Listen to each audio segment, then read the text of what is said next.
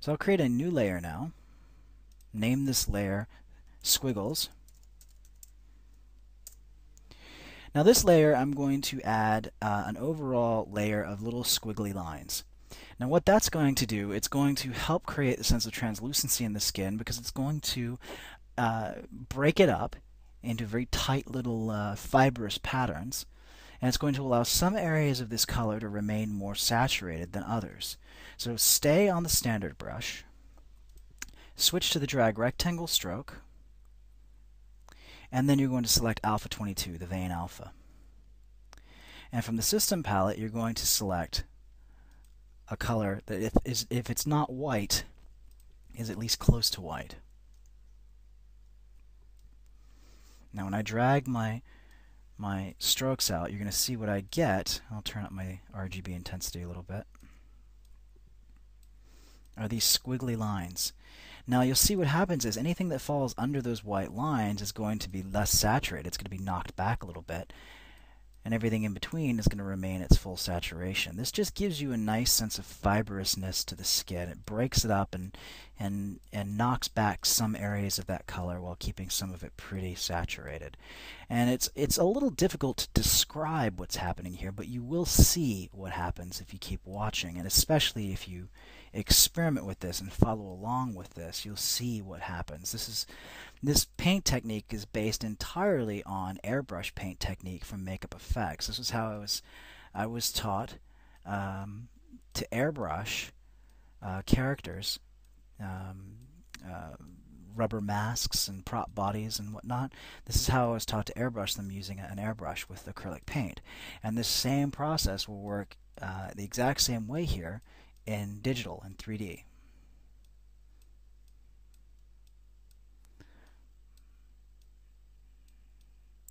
It's important to keep this patterning tight. A big mistake people often make is they won't keep this patterning tight enough. They'll make these lines too big, which just doesn't work nearly as well. The tighter you can keep this patterning, it takes a little bit of patience, but it will make a big difference. And I'd also recommend turning off X symmetry as you get towards the center line here, because if you look, you can see that looks obviously symmetrical. If you look at the chin, that pattern is recognizable. So if you break up that symmetry here, just by turning off X symmetry once you get to the center line of the head, it'll be a lot more successful, I believe. You want to avoid areas where the eye is going to be drawn to it and say, hey, something's not right there. That looks symmetrical. That's the kiss of death for most things. You want to stay away from that. I can actually turn up this RGB intensity a little bit more.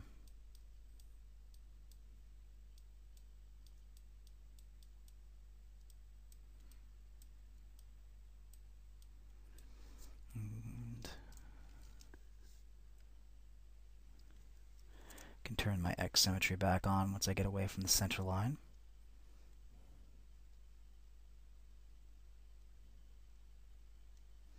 And you can repeat this process again using different colors. You don't have to do white every time.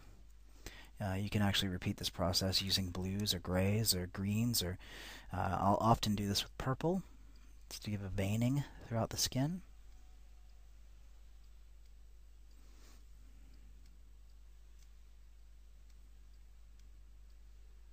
And you can get away with making the patterning larger once you get away from the middle of the face.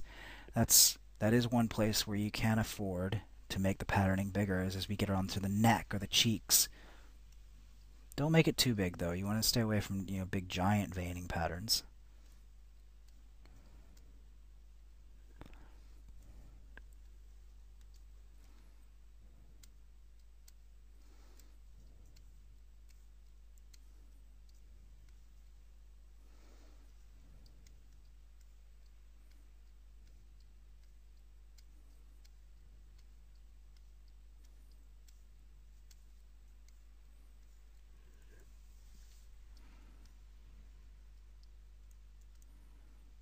Turn off that X symmetry and bring some of those squiggles towards the center line.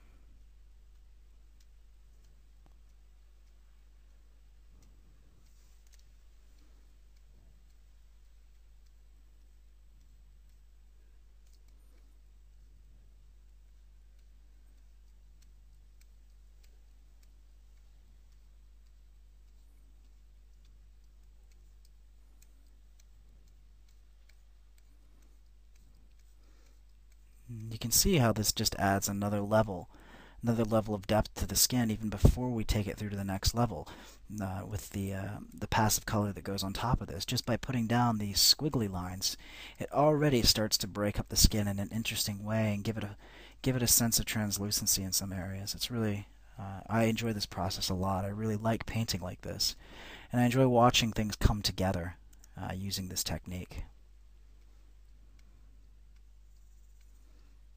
I really like what's happening in this area here.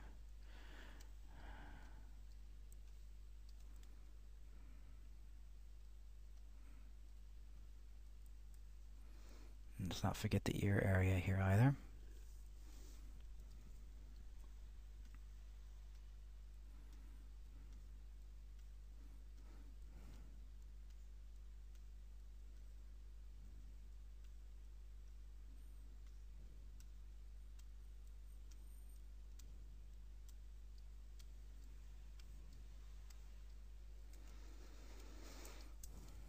And we'll work our way up the forehead as well.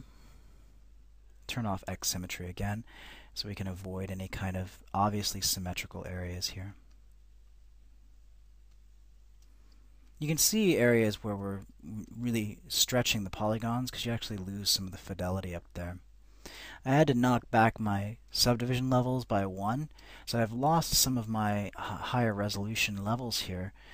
Just because it was slowing the system down as I was recording and moving around. If this wasn't being recorded right now, I would actually have one more subdivision level on this, and I would have much crisper detail up there in the area of the forehead and the horns.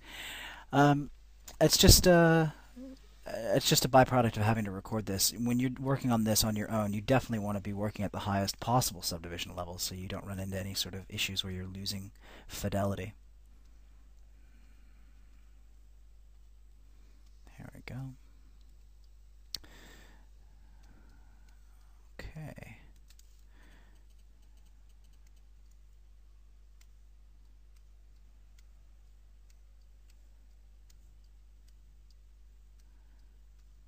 And I'm just adding some more variation here. There we go.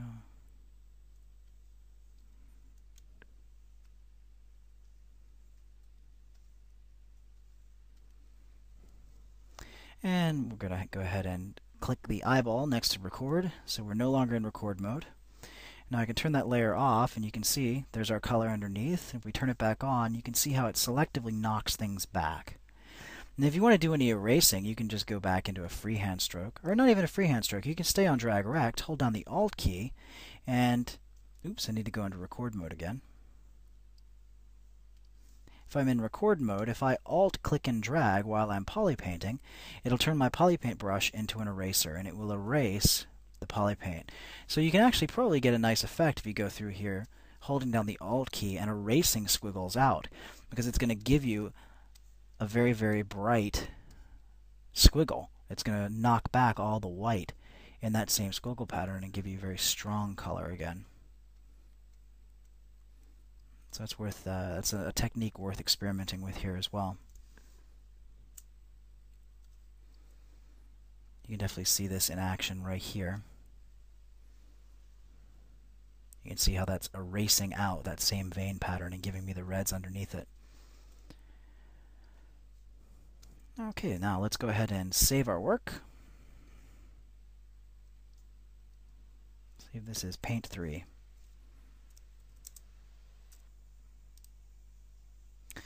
Now at this stage we've put down our base color, our spatter, and our squiggles. I'll just turn on my green underpainting here really quick, and you can see how that changes the overall cast. So it should be pretty apparent now how you can really shift the look of the character just by shifting the color of that base. I am going to keep it back on the beige for right now because it's just where I want to go. Might change it before the end because this is a kind of a process right now, working on this particular paint job, so we'll watch it evolve.